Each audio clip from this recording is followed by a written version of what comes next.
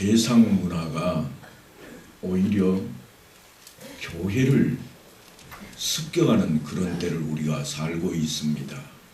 사실은 오늘 제가 말씀을 전하고 싶었던 것은 세상 문화를 뒤집고 교회가 다름 아닌 예수 그리스도의 소식, 복음이 전해지던 때의 이야기를 하고자 하는데, 놀랍게도 우리가 살아가고 있는 이 세대는 세상 문화가 교회를 뚫고 들어오는 그런 시대 속에 우리가 살아가고 있습니다. 물론 지금 코로나로 인해서 흐지부지 사라졌습니다만, 몇 년 전에는 코이노니아라고 하는, 교제라고 하는 이 놀라운 교회 안의 용어를 가지고 교회를 침투했던 파자마 축제가 있습니다. 핸드폰도 넣고 세상 거 다 넣고 그저 교제하고 이야기를 나누자고 시작했던 것이 파자마만 입고 모이자고 하는 젊은이들의 모임이었습니다. 세상적인 문화였는데 교회 안에까지 들어와서 교회를 문란하게 만들고 몇몇 교회는 교회가 문을 닫을 수밖에 없는 그런 지경까지 만들어냈던 축제입니다. 오늘 새로운 축제가 하나 또 우리 앞에 등장을 했습니다. 물론 처음 생긴 건 아닙니다. 오래전에 있어왔던 축제입니다. 할로윈 축제라고 해서 10월 말쯤 되면 서양에서는 이미 무르익어가는 축제 가운데 하나일 겁니다. 할로윈이 뭔가 마귀를 쫓아내고 귀신을 물리치자, 그런 의미로 시작된 축제입니다. 듣기에 워낙 좋잖아요. 마치 교회에서 해야 될 일처럼 들려집니다. 그런데 실제로 이 행사는 앵글로색슨족과 켈트족에 의해서 시작이 되었습니다. 뭔가 하면 유령들이 귀신이 되어서 지상을 떠나지 못하고 있다가 10월 말쯤만 되면 자기가 옛날에 살던 집으로 다시 다 돌아오게 된다. 그러니 이것을 쫓아내야 되겠다. 그래서 사람들이 귀신이 도망갈 정도로 무섭게 분장을 하고 복장을 하고 그렇게 지냈던, 마치 우리가 크리스마스 이브를 지내는 것처럼 할로윈 데이를 만들어서 축제로 여겨왔던 그런 날입니다. 그러니까 지금 미국 땅에서는 10월 말만 되면 난리 법석입니다. 아니 우리나라도 그렇게 되어버렸습니다. 어젯밤에 정말 아까운 청춘들, 10대 청년들이 100명이 넘고 200명이 안 되는 그 많은 숫자가 생명을 잃어야 되는 그런 사건이 발생하고 말았습니다. 물론 그들이 모여서 하는 일은 뭐였는가 하면 축제 형식으로 하되 우리가 우리에게 쫓아오는 유령들을 몰아내자, 그런 차원이었을 겁니다. 그래서 떼거리로 모여서 노래도 하고 흥겹게 춤도 추고 그랬습니다. 그런데 이게 교회 안에는 안 들어와 있냐고요? 교회 안에도 들어와 있습니다. 주일학교 아이들 가운데 할로윈이 뭔지 모르는 아이는 따돌림 당합니다. 초등학생들마저도 그렇게 합니다. 몇 년 전에 파자마 축제를 안 해본 아이들은 친구가 될 수 없다고 했던 그런 시기가, 물론 코로나로 인해서 잠잠해지기는 했습니다만, 할로윈 데이에 여기에 참여하지 않은 아이들은 친구도 아니라고 여기는 그런 주일학교 우리 앞에 와버렸습니다. 우리 어른들은 뭘 하고 있었을까요? 과거에 우리 선조들은 예수 그리스도를 증거하려고 세상 앞에 목숨을 걸고 나아갔는데, 지금은 목숨을 빼앗고 생명을 빼앗아가는 사망의 세계가 교회 안으로 침투해 들어오고 있습니다. 오늘 저는 그 사망이 아닌 생명을 전하는 복음 이야기를 좀 하고 싶습니다. 초대교회 제자들이 예수님을 전한다는 이유로 핍박을 받았던 내용입니다. 그걸 배경으로 하고 있습니다. 제자들은 백성들에게 예수님의 가르침과 예수의 이름 또한 예수의 부활을 전해서는 안 된다고 그래서 잡혀서 옥에 가기도 하고 전하지 말라고 하는 부침을 달고 풀려나기도 했던 때의 이야기입니다. 왜냐하면 예수를 믿는 무리가 갑자기 많아졌습니다. 베드로의 설교를 통해서 5천이 순식간에 믿노라고 외치기 시작했고, 많은 군중들이 모인 곳에 8천여 명이 우리도 예수를 믿자고 떠들어대기 시작하자 제사장들과 서기관들이 위협을 느끼기 시작했습니다. 그래서 옥에 갇혀있던 제자들을 놓아줄 때에 매를 때리고 전하지 말라 그러면서 놓아주게 되었습니다. 예수님을 전하는 사람들이 매를 맞고 옥에 갇히고 고난을 왜 당해야 될까요? 예수를 믿으면 잘되고 건강하고 부자가 되어야 할 텐데 그렇지 못한 모습이 오늘 성경에 기록이 되어 있고, 아니 성경의 많은 부분이 그런 내용을 담고 있습니다. 하나님께서 안 계시기 때문일까요? 물론 믿음이 없는 사람들은 그렇게 치부하고 돌아서기도 할 겁니다. 많은 사람들이 예수를 믿고 전하면 권세를 얻고 부자가 되고 건강해지고 형통해야 된다고 생각을 합니다. 그러나 그렇지 아니하고 더욱 힘들어지고 어려워지고 가난해지고 만사가 안 풀릴 때도 있는 법입니다. 물론 그것이 예수를 믿기 때문이거나 아니면 예수를 전한다는 이유 때문이 아닐 수도 있습니다. 하지만 한 가지 분명한 것은 이해가 되지는 않지만 분명히 고난에는 이유가 있다고 하는 것입니다. 특히 성도의 고난에는 분명한 이유가 있습니다. 오늘은 거기에 대해서 주님께서 하신 말씀을 상고하며 은혜를 나누고자 합니다. 성경이 동방의 의인이라 그렇게 표현했던 욥이라고 하는 사람이 있습니다. 욥에게 닥쳐온 그 고난에 대해서 욥 자신뿐만 아니라 친구들까지도 그 이유를 정확히 몰랐습니다. 하루아침에 생일잔치를 벌인 자녀들이 순식간에 다 죽어버립니다. 재산이 하루아침에 다 없어져 버립니다. 그렇게 의인이라 여겼던 욥이 건강이 악화가 되어버립니다. 그래서 고작 엘리베스가 생각한 내용이 뭔가 하면 생각하여 보라. 죄 없이 망하는 자가 누구인가? 정직한 자의 끊어짐이 어디 있던가? 나름대로 그 이유를 설명합니다. 그러나 죄는 욥에게 해당되는 말이 아니었습니다. 왜냐하면 하나님께서 사탄에게조차 자랑했던 인물이거든. 그래서 욥도 그 친구들도 모두가 다 욥의 고난의 이유를 깨닫지 못했습니다. 그러나 그들이 고난의 이유를 몰랐을 뿐이지 고난이 필요 없었던 것은 아니라고 하는 것이 성경의 내용입니다. 훗날 고난의 이유를 깨닫게 된 욥이 이렇게 고백합니다. 내가 주께 대하여 귀로 듣기만 하였사더니 이제는 눈으로 주를 배움나이다. 그러므로 내가 스스로 한하고 티끌과 재 가운데 회개하나이다. 그냥 읽어서는 이해가 잘 안 되잖아요. 지금까지는 귀로만 하나님에 대해서 들어왔답니다. 그런데 지금 어떻게 한다고요? 눈으로 주를 배움나이다. 인생은 죄 없는 사람이 하나도 없습니다. 죄가 있는 자는 하나님 앞에 나서기만 하면 소멸되어 버립니다. 그러니 어떻게 해야 돼요? 죄사함을 빨리 받아야 돼요. 그래야 살 수 있습니다. 아니면 죽는 겁니다.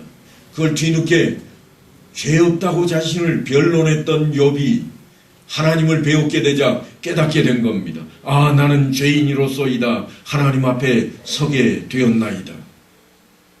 그는 고난을 통해서 하나님을 재발견하게 되었고 자신의 모습을 볼 수 있게 되었습니다.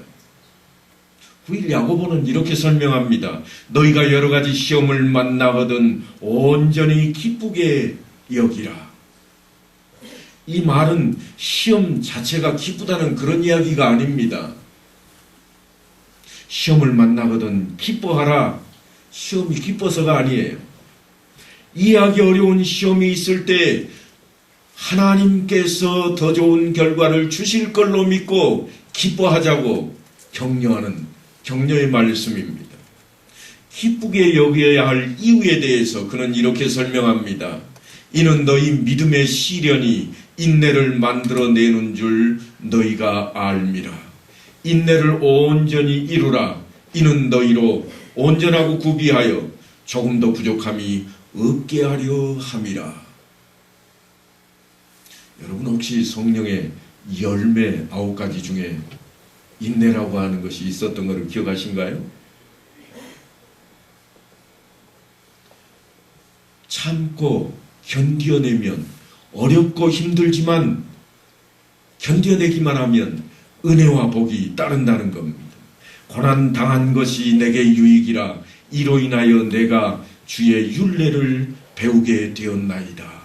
아주 옛적에 시편 기자가 그렇게 고백을 했던 내용이 시편 119편에 기록이 되어 있습니다.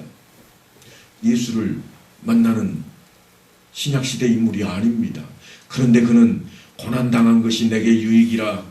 이로 인하여 내가 주의 율례를 배우게 되었나이다 고백을 했습니다. 물론 우리는 예수 그리스도를 통해서 십자가의 고통을 통해 대속제물이 되어주심으로 우리가 그 은혜 속에 있기에 우리는 그 고난도 달게 받을 마음의가짐을 하고 있지만 구약시대 시편 기자는 일찌감치 그 내용을 깨닫고 있었다고 하는 것입니다.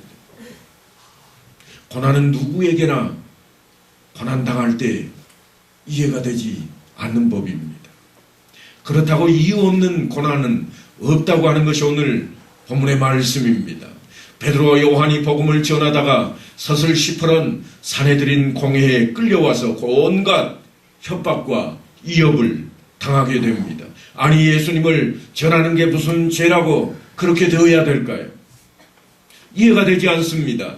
그러나 오히려 그 시련을 이기고 난 후에 교회는 더욱 굳건히 세워지고 서로 사랑하며 복음이 힘있게 전파되었노라고 사도행전이 우리에게 일러주고 있습니다.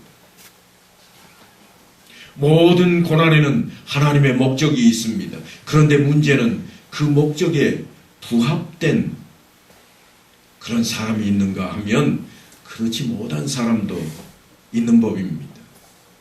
오늘 말씀에 등장하는 베드로와 요한 그리고 모든 성도들은 그 교훈의 목적을 제대로 알고 받아들였던 아름다운 예일 것입니다. 그러니까 시험에 합격한 겁니다. 제자들이 자신들이 당한 고난과 핍박을 보고했을 때에 온 교회가 취했던 행동을 우리는 주의 깊게 들여다봐야 됩니다. 고난과 핍박 당했던 것을 보고하는데 온 교회가 한마음 한뜻이 되었습니다. 그들은 일심했고 그 일심으로 하나님께 기도했습니다. 기도의 능력을 믿었기에 그렇습니다. 내 이름으로 구하는 것은 다 이루어지리라. 누구 안에서 구하는 건가 하면 예수 그리스도 안에서 구하는 것입니다. 어려운 일을 당했을 때 스스로 절망하지 아니하고 원망하지 아니하고 하나님 앞에 나아갔던 그들의 모습입니다. 모든 문제를 하나님 앞에 다 내어놓았습니다. 고난은 주시는 이유가 무엇일까? 그들은 합심하고 하나님께 엎드렸던 것입니다. 그래서 이해되지 않는 고난이 닥쳐올 때에 그들처럼 우리도 엎드려야 할 것이 성경이 우리에게 요구하고 있는 내용입니다. 분명히 예루살렘 교회는 어려움을 맞게 되었습니다. 핍박 가운데 있는 교회였습니다. 당국으로부터 늘 눈초리를 당하고 끌려가는 사람들이 나오고 때로는 죽임을 당하는 자가 나오는 순교시대 속에 있던 교회입니다.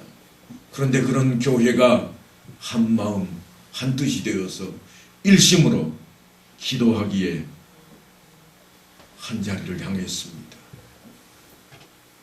여러분, 우리는 오늘 아침 뉴스를 통해서 놀라운 사건을 접하게 되었습니다. 150여 명의 젊은 생태 같은 아이들이 죽어나가는 그러한 사건이 있었다고 하는 겁니다. 그런데 내년에는 그 축제가 사라질까요? 내년에도 여전히 그 축제를 젊은이들이 이어갈 겁니다.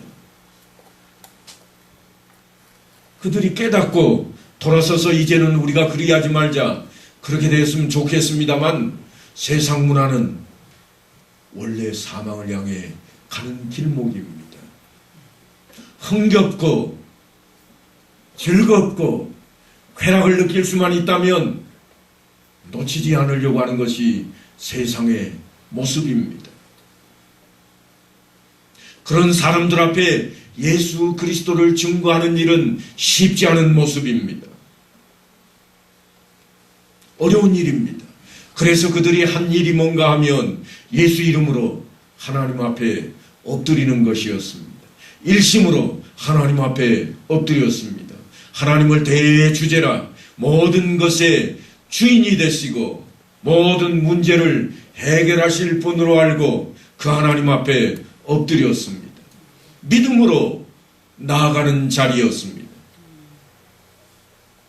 일찍이 선지자를 통해서 들려주셨던 모든 예언들이 성취될 것을 믿고 그들은 엎드렸습니다. 그래서 오늘 본문의 내용은 기도의 내용과 다를 바가 없습니다.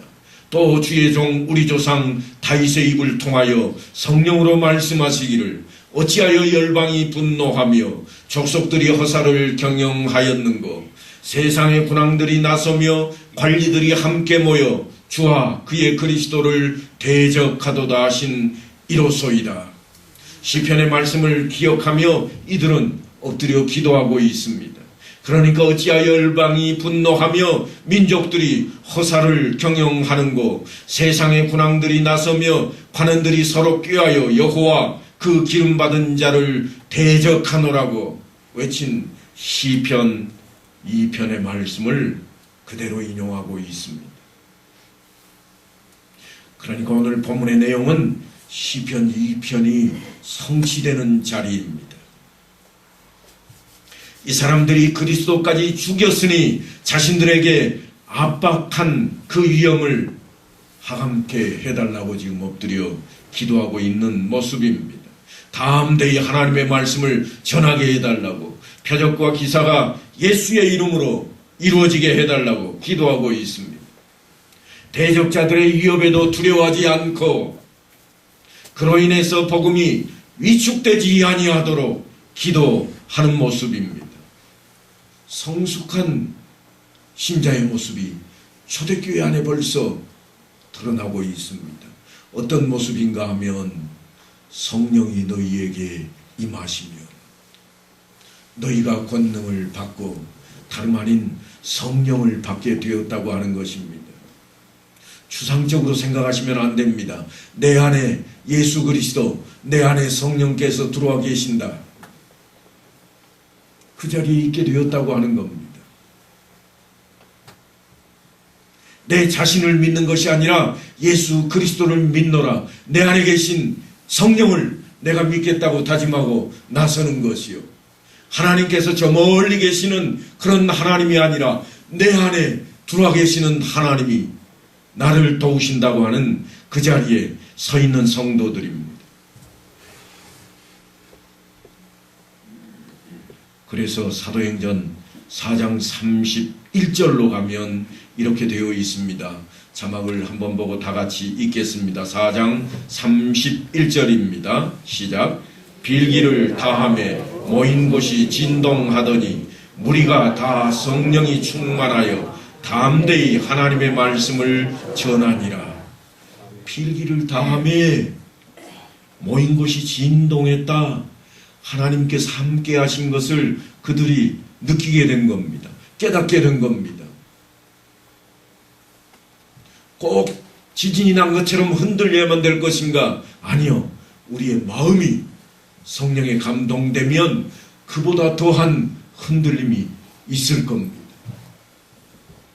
처음 예수를 믿고 세례를 받던 때로 돌아가 보면 무엇 때문에 눈물을 흘렸는지 그저 바가지로 눈물을 쏟았던 적이 있고 어느 날 한밤중에 기도하다가 눈물이 터져서 고래고래 소리를 지르고 했던 적도 있을 겁니다. 성령이 우리에게 임하시면 빌기를 다음에 모인 곳이 진동하고 우리가 다 성령이 충만하게 되었습니다. 그래서 한 일이 뭔가 새로운 능력이 생겨서 내가 병 고치는 자가 되었다. 내가 말을 잘 못하더니 언사가 뛰어나서 연설가가 되었다. 그런 이야기가 아니에요. 그런 이야기가 아닙니다. 내가 돈 못 벌던 그런 회사에 있었는데 갑자기 내가 나타나서 회사 돈을 잘 벌게 되었다. 그런 이야기가 결코 아닙니다. 오늘 말씀을 보니까 하나님의 말씀을 전하니라. 뭘 전했다는 걸까요? 하나님의 말씀이 과연 뭡니까? 말씀이 육신이 되어 말씀이 육신이 되어 오신 그분을 전하는 겁니다. 성경책을 들고 읽었다 그런 이야기가 아니에요. 지금 초대교회 성경에 등장하는 시대에는 성경이라고 하면 오늘날처럼 이렇게 책으로 있는 성경이 아닙니다. 고작해야 두루마리 성경이요 아니면 파피루스 정도일 겁니다. 아무에게나 그 성경이 있었는가? 그렇지 않습니다. 회당에 가든가 아니면 율법 교사들에게나 그런 두루마리나 성경책들이 있었습니다. 그런데 어떻게 성경책을 들고 전할 수가 있겠습니까? 그 이야기가 아니에요. 예수를 전했다고 하는 거예요. 어떤 예수인가? 이 땅에 오신 예수. 무엇 때문에? 내 죄를 없애주시기에 오신 예수. 그래서 오셔서 어떻게 했는가? 십자가에 못 박혀 죽었던 예수. 무엇 때문에 죽었는가? 내 죄값 대신하려고 대속제물이 되신 예수라.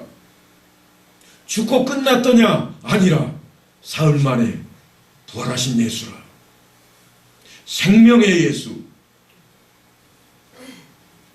그 복음을 증거했다고 하는 것입니다.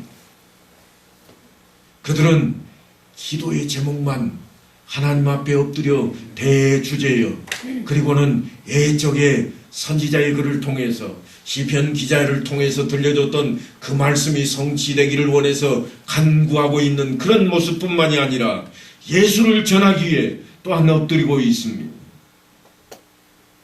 오늘 성경에 등장하는 성도들은 고난의 교훈을 제대로 받고 승리한 그런 사람들입니다. 그들은 기도를 통해서 큰 은혜를 받게 되었습니다. 무슨 말씀인가 하면 할로윈 축제를 통해 죽어나간 젊은이들 가운데 예수 믿는 자는 없을 것 같은가요?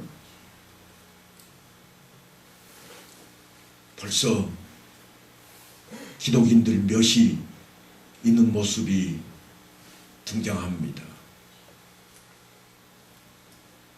우리가 세상 밖에 있지를 않습니다. 우리는 세상 안에 있습니다. 그런데 예수를 전하는 자리가 아닌 물론 그들도 귀신 쫓는 자리라고 찾아갔을 수는 있습니다만 쾌락을 즐기는 자리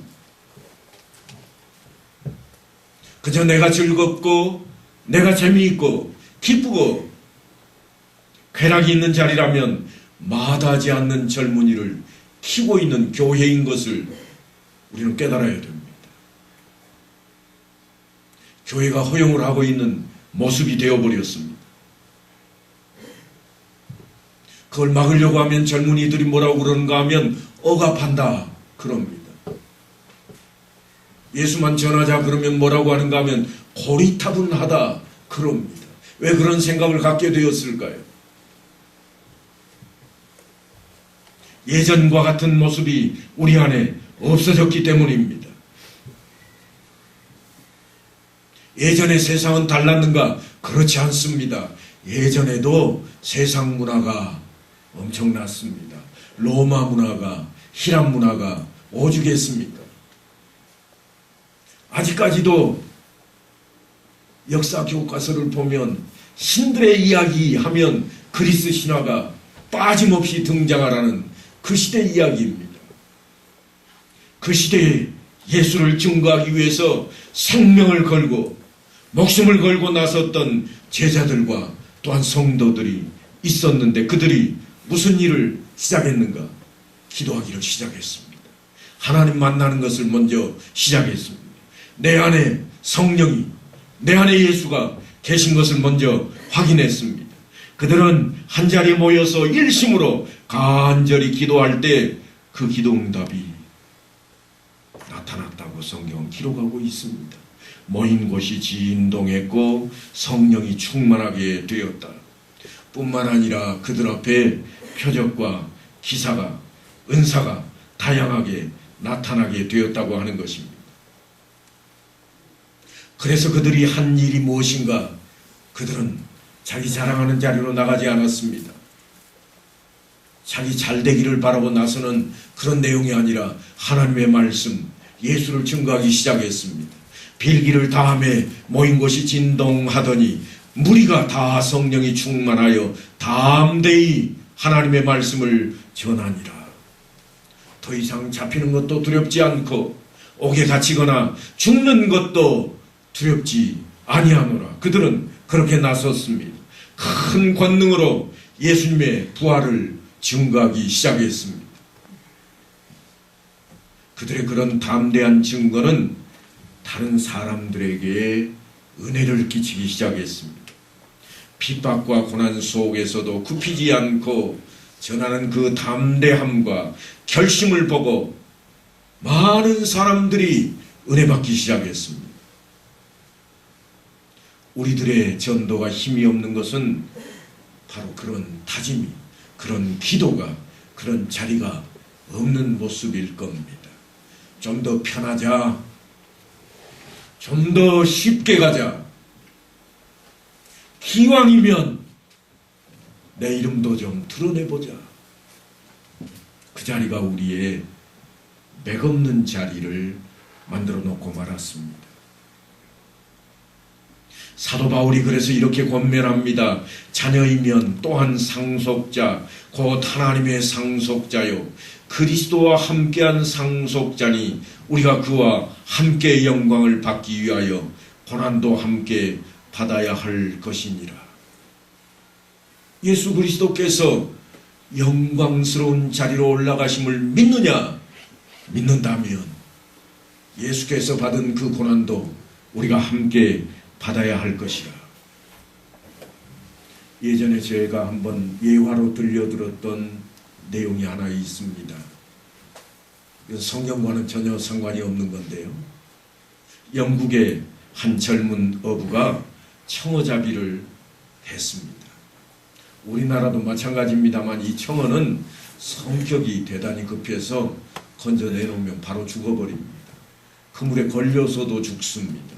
그래서 어떻게 하는가 하면 청어는 다 그물째 싣고 와서 털어서 바로 팝니다. 얼려버립니다. 그런데 어느 날 영국에 살아있는 청어가 어항에서 팔리기 시작합니다. 세상이 깜짝 놀랐습니다. 그래서 쫓아가 봤더니 한 젊은 청년이 어부가 그 일을 해내고 있습니다. 어떻게 하는가? 배 안에 큰 통 안에 바닷물을 잔뜩 담아놓고 청어를 잡자마자 그리 쏟아 부어 넣었습니다. 그리고는 둥둥 떠있는 죽은 청어는 다 건져내고 가라앉는 것만 그대로 놓아둡니다. 쉬워 보였습니다. 다른 사람들도 한번 따라해봤습니다. 그런데 배를 대놓고 보니까 한 마리도 살아있는 청어가 없습니다. 그래서 다시 그 청년이 하는 것을 가서 쫓아가서 보는 것으로 안 돼서 이번에는 물어봤습니다. 어떻게 해서 이런 일이 일어날 수 있는가? 그랬더니 그 청년이 하는 말이 저는 바다 메기 이거 5마리 딱 가지고 나갑니다. 그랬다는 거예요. 바다 메기가 육지에 있는 메기 아시죠? 뭉툭하게 생긴 거. 그렇게 생겨 있는데요. 이게 무슨 일을 하는가 하면 청어가 보이기만 하면 다 잡아먹어버립니다. 청어를 먹고 사는 천적과 같은 물고기예요. 그런데 큰 수족관 통 속에다가 5마리를 딱 넣어가지고 하니까 청어를 수백 마리 집어넣었더니 얘가 배가 불러서 2마리 먹고는 나머지를 안 먹더라는 거예요. 그래서 살아서 청어들이 육지에까지 올라왔습니다. 제가 무슨 말씀을 드리려고 하는가 하면 미물들조차도 고난이 있으면 고난 때문에 살아남더라고 하는 거예요. 청어가 먹이가 없었다면 그 성격 급한 놈이 잡히기만 하면 다 죽었는데 살려고 이리 뛰고 저리 뛰다 보니까 물론 잡아먹힌 자도 있지만 그런 청어 몇 마리 빼놓고는 다 고스란히 살아서 도망다니다가 살아서 사람들에게까지 올라왔다고 하는 것입니다. 우리 신앙 안에서도 그렇게 고난을 이겨낼 때에 엄청난 은혜의 자리가 있다고 하는 것입니다. 우리가 예수를 믿는데 신앙의 뿌리가 깊은 사람들이 잘 견디는 모습을 대하게 됩니다. 왜냐하면 그런 것들을 많이 수없이 보아왔고 경험했기 때문일 것입니다. 예수님께서 이런 말씀을 하신 적이 있습니다. 이것을 너희에게 이루는 것은 너희로 내 안에서 평안을 누리게 하려 함이라. 세상에서는 너희가 환난을 당하나 담대하라. 내가 세상을 이기었노라. 예수님께서 제자들에게 또한 예수님을 따르는 자들에게 들려주셨던 말씀입니다. 이것을 내가 너희에게 이루는 것은 너희가 평안하기를 원하기 때문이라.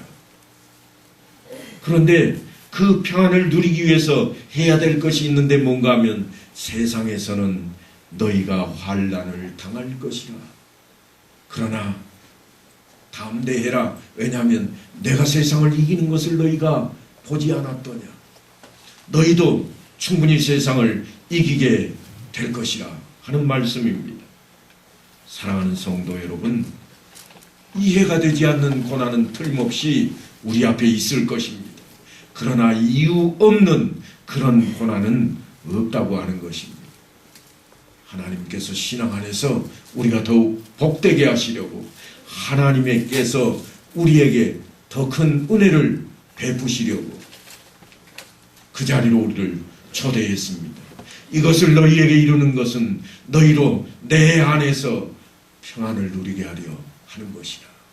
예수님께서 우리를 그렇게 초대하고 있습니다. 세상에서는 너희가 환난을 당할 것이라. 그러나 담대해라. 내가 세상을 이겼듯이 너희도 이겨낼 것이라. 그러니까 하나님께서는 더 복되게 하려고 하는 그 의도를 가지고 우리 앞에 말씀을 주시고 우리의 삶을 인도하고 계십니다. 그러므로 하나님의 뜻을 우리가 온전히 깨달아야 됩니다. 하나님의 뜻은 어렵지 않습니다. 늘상 제가 반복하며 설명을 해왔습니다만 하나님의 뜻은요, 항상 기뻐하라, 쉬지 말고 기도하라, 범사에 감사하라. 이것이 예수 그리스도 안에서 너희 안에 있는 하나님의 뜻이라. 우리를 향하신 하나님의 뜻입니다. 그것이 하나님의 뜻이에요. 그 자리에 우리가 있기를 바라는 것이 하나님의 마음입니다. 예수님께서도 분명히 그렇게 말씀을 하셨습니다. 너희로 내 안에서 평안을 누리게 하려는 것이라. 그 평안이 어떤 평안인가? 항상 기뻐할 수 있고 항상 감사할 수 있고 하나님 앞에 항상 함께함으로 기도할 수 있는 자리입니다. 이제 이 한 주간도 사랑하는 성도 여러분들이 세상을 이기는 그 방법과 또한 주님의 뜻을 인정하고 말씀을 따라서 살아감으로 모든 주님께서 하신 복을 받아 누리는 그 자리에 서게 되기를 간절히 축원합니다.